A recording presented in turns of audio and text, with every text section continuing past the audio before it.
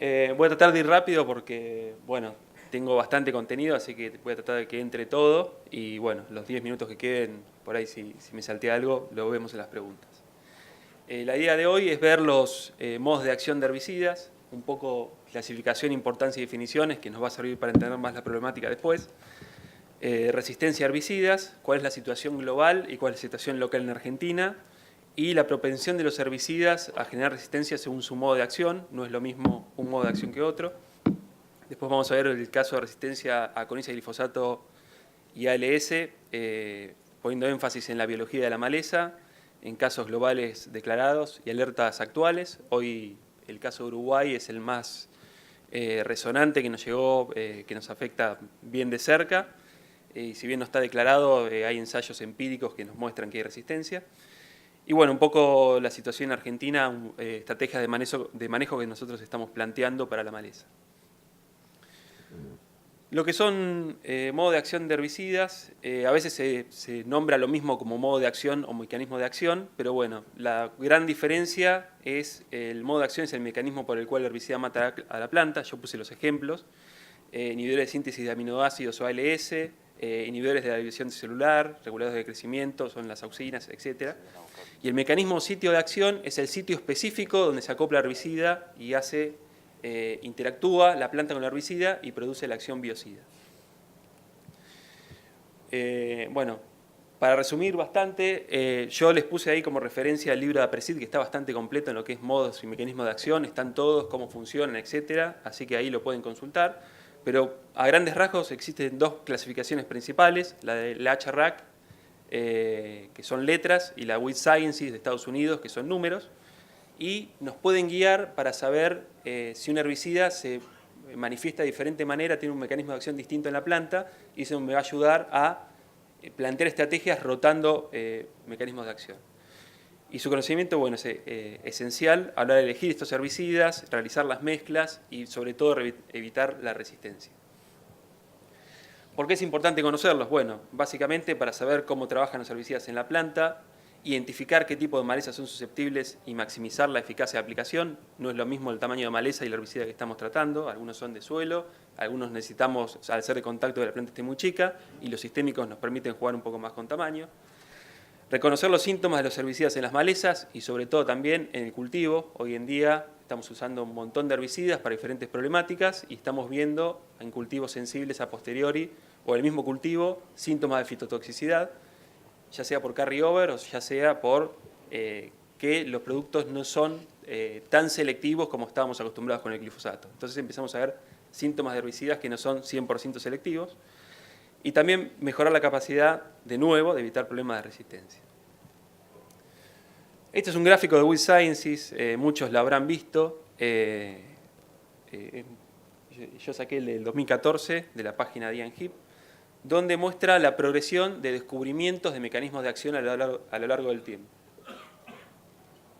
Si miran acá, fíjense que los primeros que se descubren son el grupo de M y el segundo, donde empieza la era química o donde empiezan la era de los herbicidas, es con el descubrimiento de las auxínicas sintéticas en los 40. A partir de ahí se van descubriendo los distintos modos de acción. Fíjense dónde está, acá, nitrilos, fotosistema 2, estos son las triacinas, ureas. Llegamos a los PPO por los 60.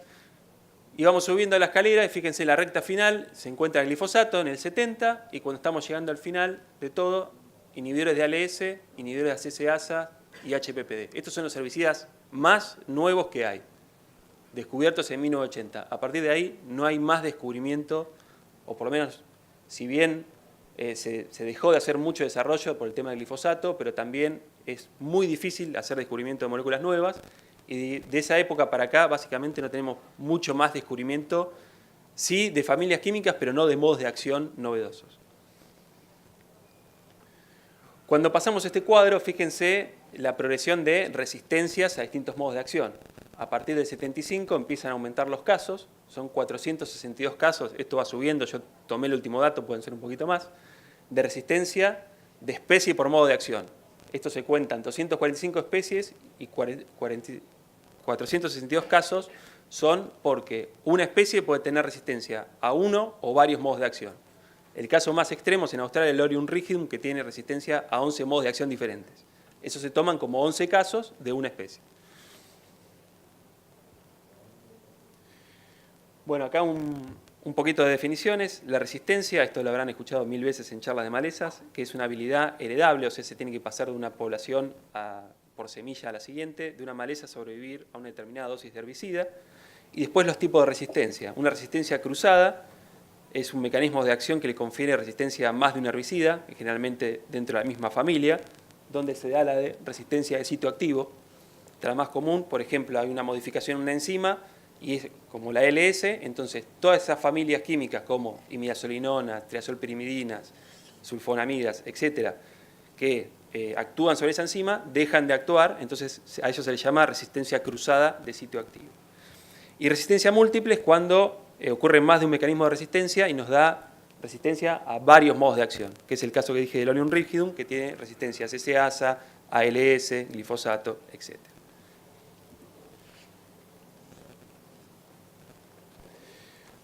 Mecanismo primario de resistencia, bueno, resistencia a sitio activo, son mutaciones que se alteran el sitio de acción del herbicida con su receptor específico, que es una enzima.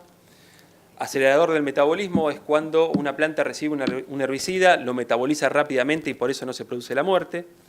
Disminución de absorción o translocación es una barrera física. Secuestro de herbicida en paredes celulares o vacuolas. La misma planta captura herbicida adentro y no deja que se acople con los receptores.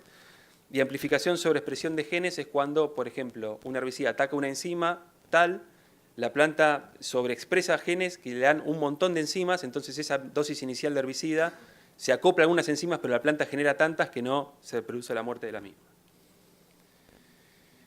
Bueno, resumen de esta primera parte de introducción. 245 especies han desarrollado resistencia a uno o más herbicidas, siendo 462 casos a hoy de especie por modo de acción a nivel global. Un tercio de esos casos es de herbicidas ALS, son 159 sobre 462. Eso nos marca la sensibilidad a la resistencia que tiene este herbicida. 48 gramíneas generan resistencia a CCasas, infestando más de 25 millones de hectáreas de cereales a nivel global. O sea, la resistencia a estos herbicidas también es de mucha importancia. De las 36 especies de resistencia a glifosato, 26 están atadas al sistema de producción con cultivos RR. Esto quiere decir que cultivos resistentes a ese herbicida generaron muchas aplicaciones de herbicida, lo que nos dio la resistencia. Y en el caso de Conyza canadiensis, esto es un ejemplo de Estados Unidos, es la maleza resistente a glifosato más extendida en superficie, pero la más problemática ya es Amaranthus palmieri y Amaranthus tuberculatus. Y ahí podemos hacer un paralelismo a lo que pasa acá. Tenemos casi mucha de superficie núcleo y donde se siembra soja con rama negra, es difícil de controlar y donde está apareciendo palmieri hay que integrar las prácticas de manejo a las dos malezas y que son tanto Amaranthus palmieri como tuberculatus vienen con una carga de resistencia de varios herbicidas. Bueno, propensión de los herbicidas a la resistencia. Esto es un cuadrito que tomé, que también está en el manual, donde acá se hace una pirámide donde están arriba los que más sensibles o más propensos son a generar resistencia y la parte de abajo son los que menos. O sea, arriba fíjense que está el grupo 1A que son las CCasas, el 2B que son los ALS, siguiendo para abajo son el fotosistema 2 que son las triacinas, inhibidores de síntesis de lípidos, es el 8N. Y si van abajo del todo, fíjense que tienen el grupo 4O, que son las auxinas sintéticas, y el 9G, que es el glifosato. O sea, el glifosato está abajo de la pirámide, es el que menos, o uno de los herbicidas que menos propensión tiene a generar resistencia, pero obviamente por el uso extendido en mucha superficie y varias aplicaciones, genera resistencia a las malezas. Entonces eso nos habla de manejo de producto, cómo tenemos que manejar los distintos herbicidas para evitar resistencias. Ya haciendo foco en lo que son los inhibidores de ALS, estas son las resistencias declaradas en Argentina. Hay una diferencia entre las que realmente existen y las que están declaradas. Hay menos declaradas las que realmente hay. Pero bueno, esto está validado por Senasa, Amaranthus hybridus, Raphanus sativus 2008, Loli multiflorum, Amaranthus palmieri, Brassica rapa y Ferlida incana, la última en 2015. Acá faltan, por ejemplo, los capines resistentes entre ríos, etc. Pero bueno, a nivel global hay más de 54 herbicidas registrados a ALS, son de los más nuevos y como vieron antes son el grupo químico que más resistencia generó, siendo que es el más nuevo, a mayor cantidad de malezas. Es un grupo que tiene una propensión especial a la generación de resistencia, por eso hay que manejarlo con mucho cuidado. Y lo que es glifosato en Argentina son estas las malezas que están declaradas hoy, donde, bueno, desde sorgo de Alepo, que esto lo sabíamos de mucho antes, pero se declaró en 2005, lo que son los raigrases anual y perenne, todo lo que son gramíneas, gramilla dulce, capín, los gramones, eleucine, amaranthus, brassica, coniza, que es una maleza que nosotros decimos que es tolerante, ahora se declaró la resistencia en 2015, un trabajo de Metzler, con la gente de la Universidad de Rosario, y Amaranthus palmeri, si bien sabemos que es resistente al glifosato, no está confirmado en Argentina. Siguiendo. Resumen de esta segunda parte, la resistencia a herbicidas es dependiente de características intrínsecas de la maleza, eso es un mecanismo natural, siempre hay dentro de una población genes dentro de esos biotipos que confieren la resistencia y lo vamos a ver y a expresar a medida que vayamos utilizando siempre el mismo herbicida. Vamos a ir seleccionando esos individuos y vamos a quedarnos con poblaciones cada vez más duras y más resistentes a los herbicidas. La importancia de individuos tratados y la frecuencia es clave para la resistencia. O sea, si nosotros tenemos un herbicida como es el ALS, pero lo usamos en áreas muy chicas y con poca frecuencia, lo más seguro es que no generemos resistencia. Ahora, si agarramos, por ejemplo, el glifosato, que es un herbicida que es difícil de generar resistencia, pero lo aplicamos sobre un área muy grande, sobre muchas malezas, con muchas aplicaciones de manera repetida, lo más seguro es que generemos resistencia más rápido. Entonces, si bien tanto la maleza como el herbicida tienen características intrínsecas, cuando combinamos el manejo maleza-herbicida, vamos a favorecer o no la resistencia. Hace más de 30 años que los ALS son utilizados en cultivos extensivos y este grupo químico es particularmente vulnerable a la mutación génica dando lugar a resistencia. Y a diferencia de ACCase y ALS, hay muy pocas mutaciones que confieren resistencia al glifosato, entonces se lo considera dentro de los herbicidas de bajo riesgo de selección de especies resistentes. Y el último punto, creo que es el más importante, la industria química no ha introducido nuevos modos de acción desde hace más de 30 años. Hoy las empresas están apuntando también a biotecnología, introducir genes de resistencia a los cultivos, así que mediano y largo plazo, o corto y mediano plazo, perdón, no vamos a ver modos de acción nuevos, o muy pocos, o al sumo uno, entonces es clave cuidar lo que tenemos hoy. Ya yendo después de esta introducción al tema de la presentación, resistencia a glifosato y ALS, estos son, les puse ejemplos de antecedentes globales, el de Estados Unidos es el primero, donde hay ensayos, esto también lo saqué de la página de Ian Heap, donde están publicados todos los papers, si a alguien le interesa entrar, es muy interesante, donde bueno, ellos ya encontraron poblaciones con resistencia a glifosato, a ALS y resistencia cruzada, o sea, tanto a glifosato como a ALS en el mismo biotipo, en Indiana y Ohio. Ellos juntaron semillas de 4 poblaciones, hicieron los test de resistencia y los dos datos interesantes que sacaron fueron que plantas sin tratar y plantas resistentes produjeron las cantidades similares de semilla y biomasa. Es decir, que el costo genético que tiene la planta para generar resistencia no afecta la reproducción y producción de semillas. O sea, no tiene costo biológico para la maleza introducir esos genes de resistencia. Ellos también por trabajo encontraron resistencia cruzada a las 4 familias de ALS, los biotipos que eran resistentes a ALS eran resistentes a 4 familias. Fíjense, el biotipo P13, que tiene índice de resistencia 70, esto significa que necesita 70 veces más dosis que el susceptible para morir, con un cloranzulam, tirazompirimidinas, con clorimburón 25 veces, y macetapir 0,1, y Bipirivac, que es otro grupo que no se usa mucho en la Argentina, o que casi no existe, 55. Y fíjense, los distintos biotipos tienen diferentes índices de resistencia, siendo el del medio, por ejemplo, tiene resistencia a todas, 50, 40, 0,9, 72.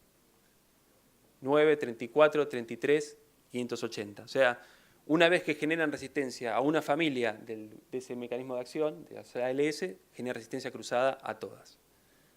O sea, cuando nos quedemos sin una herramienta, nos quedamos sin todas de una misma familia de manera muy rápida. Viniéndonos más cerca, ya en Brasil, esto es de 2012, donde ellos sí también hicieron un trabajo similar y encontraron resistencia cruzada a glifosato y a clorimurón. Bueno, el ejemplar Tupasi 6, fíjense que tiene una frecuencia de resistencia de 7 para glifosato y de 26 para clorimurón. Eso significa que resiste tanto un ALS como un glifosato. Y antes de pasarlo de Uruguay, hoy no sé si ya han escuchado la alerta, en Brasil ya está confirmada también la resistencia de rama negra a paraquat. O sea que teniendo este tipo de problemas y pensando en hacer un doble golpe, también nos quedamos sin una herramienta más. O sea, a medida que vamos manejando más los herbicidas, vamos quemando de a uno y nos vamos a quedar cada vez con menos opciones. Esto es el caso de Uruguay del año pasado, nos alcanzó la gente de Rutilán, que trabaja con Dow en Uruguay, donde ellos tomaron reclamos de resistencia de campo de distintos lugares, donde les decían que con ALS no estaban encontrando rama negra. Entonces, teniendo en cuenta eso y viendo el grado de malezamiento que tenían los lotes, fueron a buscar lotes que tuvieran alta infestación de coniza y haber recibido por lo menos un tratamiento previo en ALS con falla el año anterior. O sea, fueron a buscar la sospecha de resistencia. Bueno, y obviamente tener las plántulas de coniza ya emergidas. Ellos instalaron 7 ensayos en las siguientes localidades y fíjense que en 6 de los 7 lugares confirmaron resistencia a los herbicidas ALS ensayados. Esto es confirmación, obviamente empírica, en los ensayos, no a nivel científico, eso es lo que faltaría. Este es un resumencito. El estado de las conizas al momento de la aplicación invernal, en el estado de roseta, donde sería en teoría mucho más fácil el control. Estos son los 6 sitios que dieron resistencia entre 7 de julio y 1 de septiembre las aplicaciones. Ellos probaron clorsulfurón más mesulfurón, 15 gramos, 7,5 de cada uno, más un tensioactivo no iónico. Esa es la foto de los 65 días. Mesulfurón solo con tensioactivo, 65 días. Tronador extra, que es un producto que también está en Argentina, que es una mezcla de mesulfurón con aminopiralid, que es un hormonal, 65 días. Paradigm, que es una mezcla de ALS con hormonal, con Arilex, a los 65 días la parcela. Obviamente en esta parcela lo que está trabajando es Arilex y no la ALS si tenemos la sospecha de resistencia. Este es el resumen. Fíjense que ya en una planta en roseta muy chiquita, los ALS prácticamente no me están dando nada de control y los que tienen en base hormonal, sí. O sea que el hormonal está trabajando sobre esas conizas muy chicas. Control de coniza resistente a glifo y ALS. Esto ya son ensayos que se hicieron en primavera temprana, entre el 21 de septiembre y el 3 de octubre. Fíjense, esta ya es la condición que estamos un poquito más complicados, que la vemos acá también. Donde ya se probó Texaro, 43 gramos más aceite, más glifosato. Esa es la parcela. Texaro a 30 gramos más aceite más glifosato, 2,5 litros, 78 días después del control. Spider, 30 gramos más aceite más glifosato, 78 días después de la aplicación. Clorsulfurón más mesulfurón, 15 gramos, más uptake, más glifosato, nada. Este es el resumen final de lo que vimos recién. Texaro, que tiene un ALS más un hormonal, que es el Arilex, tiene excelente control. ALS solo, aunque sea el Spider, que creo que muchos lo conocen, es un producto que tiene altísima actividad sobre rama negra. Ahí abajo, clorsulfurón más mesulfurón, ahí abajo, todo con glifosato. Primavera tardía, ya elongada. Fíjense estos, los mismos 6 sitios entre el 12 de octubre y el 25 de octubre. Texaro 43, aceite y glifosato. 1 litro de DMA, uptake y glifosato, seguido de paraquat como doble golpe, a los 55 días. Spira 30 gramos más Starane, 400 centímetros cúbicos, que es fluroxipir, otro hormonal, más aceite, más glifosato. Fíjense que empezamos a ver rebrote. Spire más sulfenacil, más uptake, más glifosato a los 55 días. Más rebrote del anterior. Este es un tratamiento común en Argentina. Spire 30 gramos más 1,5 litro a 2,4 de DMA, más aceite, más glifosato. Este es el detalle. Este es un poco el resumen de los controles. Todo lo que tiene ALS mezclado con hormonal anda mejor. Cuando el hormonal es más específico para la maleza, anda todavía mucho mejor. Eso significa que el ALS me está aportando poco. Y cuando vamos a este control, nos fijamos que el ALS no nos está ayudando, se está quedando a mitad de camino con ese tamaño de maleza. Entonces, resumen, las poblaciones de coniza no tienen un costo biológico debido a la mutación de genes que le confieren resistencia, o sea, van a tener la misma masa aérea, la misma cantidad de semillas que biotipos susceptibles, o sea, van a ser biotipos exactamente iguales. Existen casos documentados a nivel global de resistencia cruzada a herbicidas ALS y glifosato, o sea, resistencia múltiple. Y aunque todavía no están declaradas, hay trabajo de resistencia a paraquat en Brasil y a ALS y glifosato en Uruguay. Eso es lo que nos toca más de cerca. Y ya este año Marcelo Metzler está juntando semilla de coniza en Entre Ríos porque, así como en Uruguay, él levantó reclamos de que con ALS solo estaban viendo que no tenían buen control. Así que el trabajo de este año seguramente él va a hacer ensayos, como hicieron acá en Uruguay, cosechar semilla para lo que es confirmación de test de resistencia. ¿Tiempo? 10, perfecto. Situación de coniza en Argentina. Esto es, les voy a mostrar un poquito, hacer algo de historia y ver un poco cuáles son las recomendaciones nuestras para el manejo y el control. Bueno, acá en Argentina tenemos coniza bonariensis y sumatrensis, de familias teráceas. Es una maleza anual, es otoño, invierno, primaveral. Obviamente nace o germina una pequeña fracción en primavera, pero el grueso del banco de semillas germina en otoño e invierno. Tiene una semilla muy liviana, además que tiene papus, es una semilla que vuela a largas distancias. Tiene viabilidad de 5 años y además crea mucho banco de semillas en poco tiempo y genera mucha semilla por planta. O sea que es una maleza que coloniza muy rápido. Este es el estado otoñal de bonariensis y sumatrensis, es la hoja un poquito más ancha. Esta es cuando están florecidas, fíjense, bonariensis florece antes que la sumatrensis y fenológicamente las dos especies se diferencian a lo largo de su ciclo. Bonariensis se la encuentra florecida en diciembre y sumatrensis tiene un ciclo más largo, florece más entrado el verano.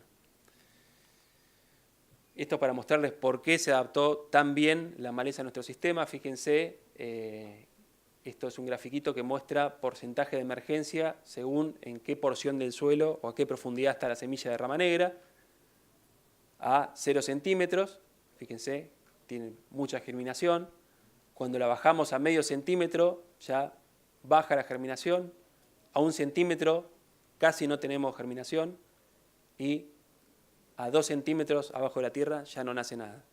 Esta es una maleza que se adaptó muy bien al sistema de siembra directa de no remoción de suelo porque tiene un nacimiento de banco superficial. Esto obviamente no lo vamos a decir en la PRESID, pero si damos vuelta al suelo seguramente no me nazca nada. Esta es un poco la evolución siguiendo ese parámetro. Fíjense, esto lo cedió Daniel Tuesca, que creo que está sentado por acá, así que le agradecemos, la fuente. Del uso de glifosato de 2007-2010, de menos de 1 litro a más de 5 litros. Obviamente esto a lo largo del tiempo fue cada vez increciendo, cada vez mayor y en mayores áreas, pero si ponemos este mapa arriba de este, que es el de expansión de coniza en pampa húmeda, donde el color más azul me indica mayor presencia, ponemos un mapa arriba de otro y me da bastante bien la correlación de uso de mucho glifosato o de sistemas basados en el uso de glifosato continuo con la aparición de la maleza. Esta foto es de un lote de soja. Esta es la soja, lo que se ve un poquito más verde. El resto es rama negra. Esta es una foto de Colón de 2011, cuando empezó a aparecer el problema serio y donde venía el productor y decía, ingeniero, ¿qué hago? Tiré glifosato, me fui de vacaciones y volví y el lote estaba así. Esto cuando empezamos a ver que obviamente la maleza tiene una tolerancia muy alta al glifosato y teníamos que buscar otro herbicida para controlarla. Y bueno, entonces lo que nosotros hoy proponemos es estrategia de manejo proactivo, o sea, implementación de tácticas antes que se manifiesten las resistencias, al manejo reactivo, que es el que en general pasa en lotes alquilados, campos no propios o donde falta organización, que básicamente se va atrás del incendio a apagarlo con lo que haya y después vemos donde esto exacerba lo que es aparición de resistencias. Entonces, el inicio de un buen manejo es obviamente la diversidad de prácticas, usar prácticas culturales, biológicas, además de los herbicidas, o sea, fecha de siembra, cultivares, rotación de cultivos, que es algo que este año empezó un poquito más, volvió el trigo, volvió a subir el área de maíz. Esperemos que sigamos por ese camino porque estamos en un modelo muy sojero y eso obviamente a las malezas de soja les favorecía mucho. Y bueno, entonces tenemos que tratar de integrar todo esto y en lo que tiene que ver con los herbicidas per se, aplicar herbicidas con diferentes mecanismos de acción y cuyo espectro de control se sobrepone. Es decir, que los herbicidas que estemos aplicando, los 2, los 3 o todo lo que apliquemos, que tratemos que tengan los 3 o los 2 acción sobre la maleza, para evitar que la maleza genere resistencia a uno de los modos de acción, porque si no muere por un mecanismo, muere por el otro. Esta es un poco la definición de manejo preactivo, pero básicamente es una serie de definiciones: disponibilidad de los herbicidas adecuados, necesidad de maquinaria según la época, rotación de cultivos planificada, identificación de malezas por lote. Eso es muy importante, se está haciendo cada vez más, pero a veces también falla eso. No sabemos qué maleza hay, o en el lote no sabemos qué hay, hacemos un manejo general y no estamos viendo realmente qué hay en el lote y estamos haciendo macanas. Ventaja del manejo proactivo: preserva el potencial de rendimiento, nos ahorra dinero, obviamente, para evitar repasos o caer en manejos más caros de rescate, prevenir la necesidad de cambios drásticos en el corto plazo y, sobre todo, proteger los herbicidas que ya vimos que son herramientas que no están teniendo renovación en los últimos 30 años. Entonces, las estrategias proactivas, ahora nos vamos a enfocar en esta, que son los manejos de herbicidas. Varios herbicidas con diferentes mecanismos de acción, mezclas, secuencias o a través de los ciclos.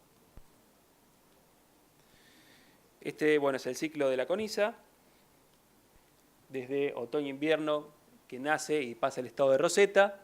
Nosotros en este estado tenemos un montón de herramientas para su control que tienen eficiencia de buena a excelente. Pueden ser con PPOs, con atracina de fotosistema 2, con paraquat, con clopidogrel, fluoxipir, 2,4-D, dicamba, hormonales, con LS, incluso con glifosato, si agarramos muy chiquita, hasta podemos tener buen control. Esto es barbecho largo, o cereales de invierno, cultivo de cobertura. Estas son las alternativas. Cuando nos vamos a primavera, cuando está elongada, se nos va achicando las herramientas y caemos en inhibidores de enzimas de ALS y auxínicos. Entonces, lo más recomendable es elegir de esta paleta lo que no se me choque con esto en la medida de lo posible. Obviamente los auxínicos pueden ser presiembra de soja o, si tenemos maíz, pueden ir en pos emergencia de cultivo. 5. Y lo que es elongación y floración en verano, tenemos controles de rescate, que obviamente son caros, menos eficientes y también son ALS y auxínicos. Entonces, con esta información ya sabemos más o menos para dónde rumbear. Nosotros hacemos mucho foco en auxinas sintéticas porque son un modo de acción que se descubrió en los 40, en 70 años de uso, generó muy pocas resistencias. Creo que hay a nivel mundial cerca de 30 resistencias declaradas, de las que son áreas económicamente despreciables, o sea, a niveles extensivos no hay malezas que nos estén afectando. Y su especificidad es por distintas proteínas de la planta, entonces lo hace todavía más difícil generar resistencia en las plantas. Incluso entre hormonales, fíjense, hay diferencia entre afinidad de las proteínas. Estos son dos proteínas que se llaman sitio T1R1 y AFB5, donde fíjense que según clase estructural, algunas tienen alta afinidad por alguna y baja por la otra, o medias y bajas por la otra. Entonces, dentro de los mismos hormonales, si vamos cambiando hormonales, estamos también cambiando el sitio de acople del herbicida adentro de la planta. En general nosotros rotamos entre estos dos nada más, pero fíjense que hay una paleta más grande de herbicidas hormonales que podemos utilizar en estos momentos. Otra de las preguntas que el otro día en la REM me hacían era si el 2,4-D estaba perdiendo eficacia o efectividad en la coniza. La realidad es que no, es que siempre los controles que podemos esperar con el 2,4-D solo son estos. Fíjense que independientemente de formulación, sea éster, etilexil, DMA o salcolina, los controles a los 30 días son los mismos y son relativamente bajos. En mezcla con glifosato donde tenemos buen control y glifosato solo obviamente no tenemos buen control. Entonces, medida número 1, siempre combinar los herbicidas para el control. Estos son ejemplos, los pasos rápidos que pasaron el año pasado, donde bajaron mucho el 2,4-D, pusieron 5 gramos de sulfurón, glifosato, maleza chica, dijeron me la llevo, hubo rebrote, esto es campo de San Jerónimo. Esto es una situación que podemos encontrar después de un maíz de segunda, por ejemplo, donde tenemos este tipo de rosetas. Nosotros lo que planteamos acá, si vamos a maíz, tenemos alternativas como puede ser el picloram, que es el Tordón 24K, en este caso en mezcla con atracina más glifosato, fíjense a los 55 días post aplicación, la verdad es un producto, el picloram con ayuda de atracina y el glifosato, es un producto muy bueno, también estamos mezclando 3 modos de acción distintos y tiene que rotar solamente a gramíneas por el tema de carryover. Esto creo que lo conoce todo el mundo, pero si vamos a soja, este herbicida nos queda fuera, estoy hablando del Tordón 24. Si vamos a soja, lo podemos cambiar por clopiralid o Lontrel. Fíjense, esto es un demo hecho en Venado Tuerto, donde tenemos el testigo de la parcela aplicada a los 85 días después de aplicado, 1 kilo de atracina, 150 de Lontrel, 2 litros de glifosato, un barbecho muy bueno. Y acá le sacamos el residual, hicimos 2,4 de éster más Lontrel y glifosato.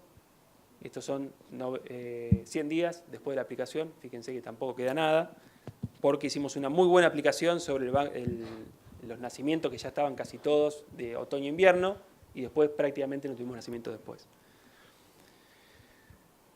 Esta es una estrategia que también planteamos cuando tenemos rama negra, gramíneas resistentes, ochullo colorado, etcétera, donde los herbicidas son distintos, los que tenemos que utilizar para las malezas, y donde tenemos que ir acoplando distintos herbicidas, y por ejemplo los PPO, que necesitan incorporarse en el suelo y tienen retención en materia verde, necesitamos un suelo limpio. Nosotros probamos aplicaciones en septiembre con glifosato, y en este caso Texaro, que es Arilex más diclosulam, a dosis bajas, inclusive tenemos excelente control en rosetas de septiembre. Glifoclorimurón, que llegamos a 70% de control. Glifoatracina, esto es 1 litro y 1 litro, que obviamente cuando tenemos que bajar la atracina porque nos acercamos a la siembra, nos baja un poco los controles. Y glifo 2,4-D solo, fíjense que incluso a dosis de 1,5 litros, con rosetas grandes, no estamos llegando a tener un buen control. Estos son 15 días y 48 días. Ensayos presiembra, con esto voy terminando porque creo que ya me estoy quedando sin tiempo.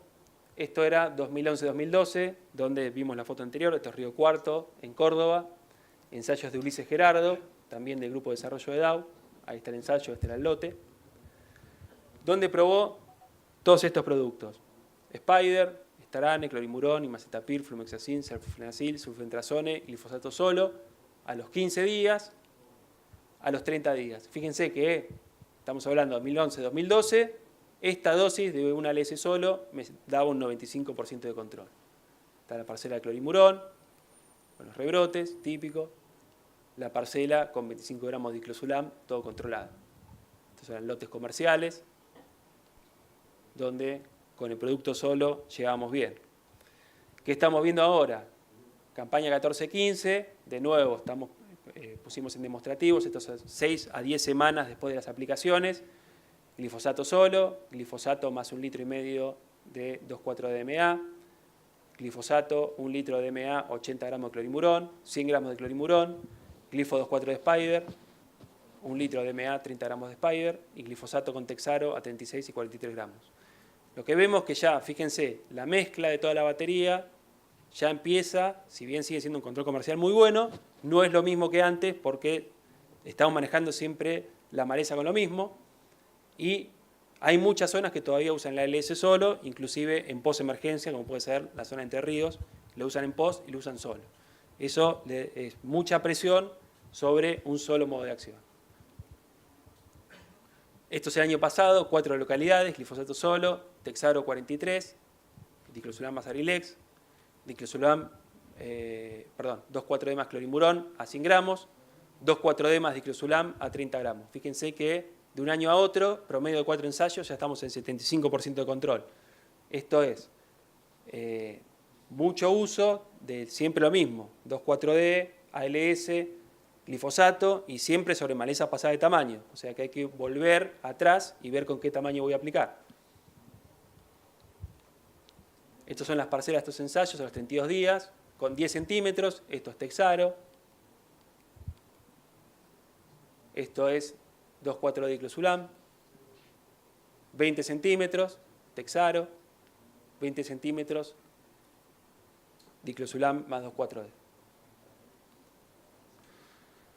Así que para finalizar como conclusiones finales, en Argentina tanto Coniza sumatrensis como bonaerensis son tolerantes al glifosato, ya está reportado y documentado por Marcelo Metzler y estamos viendo reclamos de posibles o sospechas de resistencia de ALS en Entre Ríos. El uso de herbicidas ALS ha sido frecuente y generalizado para su control, con el peligro que esto representa, para generar malezas resistentes. Su eficacia se sospecha viene bajando, si bien vimos que en los ensayos funciona todavía, hoy la recomendación es no dejar el producto solo, tratar de mezclarlo siempre con glifosato, siempre con un hormonal, que es lo que mejor funciona, y con hormonales más específicos, como es el caso de Arilex, que vimos que se acoplan a sitios de acción diferentes al 2,4-D, que además es un herbicida que también está teniendo mucha presión de uso en todo el año, en barbechos, en trigo, etcétera, se usa 2,4-D atrás de otro. Dentro de los herbicidas auxínicos existen distintos receptores donde se acopla el herbicida, actuando de manera diferente según familia química. Y el uso de hormonales de alta eficacia, además de aportar contundencia a los controles sobre la maleza, complementa el manejo de herbicidas, ALS y glifosato, en pos de evitar la resistencia. Entonces, selección y uso adecuado de herbicidas complementarios sumado a los manejos culturales, esto es, rotación de cultivos, fecha de siembra, entran con los herbicidas en maleza con tamaños más chicos, nos va a permitir seguir teniendo sustentabilidad del sistema y evitar perder valiosas herramientas que hoy en nuestro país funcionan todas, pero ya vemos que si forzamos la máquina y seguimos utilizando los herbicidas solos o no combinándolos de manera correcta, vamos a tener problemas más adelante como ya están en Brasil, Uruguay y bueno, ya en Estados Unidos. Así que muchas gracias por su atención. ¿Para preguntar la pregunta o no quieres tomar? Bueno, muchas gracias Marcelo por la presentación, muy buena. Ahora vamos al espacio de las preguntas, así que el que quiera levante la mano. ¿Nadie? Te hago una pregunta del Arilex. ¿Qué selectividad tiene para la soja? Digamos, ¿qué anticipación hay que manejar en la aplicación antes de la siembra? Bien, buena pregunta. Nosotros por Marbete lo recomendamos de 5 a 7 días antes entre aplicación y siembra de soja, porque en ensayo de desarrollo vimos que a 2X de la aplicación normal podemos tener hasta 5 o 10% de fitotoxicidad en el cultivo, que es una fitovisual muy leve. Yo he ido a recorrer lotes que se ha aplicado el mismo día de la siembra o inclusive en preemergencia y no hemos visto problema, salvo en lotes anegados que te puede dar una fito más grande. Entonces, evitando tener esos problemas de uso más adelante, nosotros recomendamos de 5 a 7 días que tenga un margen de seguridad del 100%. Bueno. Para sustituir el paraquat, como pensando en el problema que tiene en Brasil de resistencia allá, ¿el glufosinato de amonio es una opción o va a tener el mismo problema? Bueno, si seguimos usando siempre lo mismo, obviamente va a seguir siendo el mismo problema. Ahora, hoy, como doble golpe para rama negra, tenemos herbicidas PPO como saflufenacil, glufosinato de amonio, paraquat, tenemos herramientas para hacer un segundo golpe e ir rotándolas y no usar siempre paraquat. Si bien tienen distinta eficacia y control para el segundo golpe, nosotros los hemos evaluado cuando evaluamos con Coniza, con Colorado. Por ejemplo, con Colorado anda mejor glufosinato, con Coniza anda mejor paraquat, pero son diferencias muy chicas y en controles finales estamos hablando de controles de 90 contra 95, o sea, son herramientas que todas te sirven y las podés ir rotando para evitar tener problemas en el futuro. Ahí tenías una imagen que decía que en otoño y en invierno el control era fácil y en primavera era más difícil. Sí. ¿A qué le atribuís eso? Bueno, eso obviamente además de tamaño de planta, los nacimientos primaverales de rama negra no pasan por el estado de roseta, directamente nacen y se elongan. Una maleza elongada en estado reproductivo, metaboliza el herbicida de manera diferente, es más tolerante, y de hecho uno de los problemas que había para decir que la ramanera era resistente y no tolerante era que en roseta con glifosato la controlabas y en reproductivo no, y era muy difícil encontrar un biotipo susceptible 100% para hacer los test de resistencia. En ese cambio, ese metabolismo distinto que tiene la maleza degrada mejor los herbicidas y son más duros para el control de la coniza. ¿Vos considerás que en primavera la mayor cantidad de rama negra está elongada? ¿No hay roseta? No, en primavera en general no pasa por estado de roseta, sino que el nacimiento vas a ver plantas muy chiquitas elongadas, que ya tiran la vara.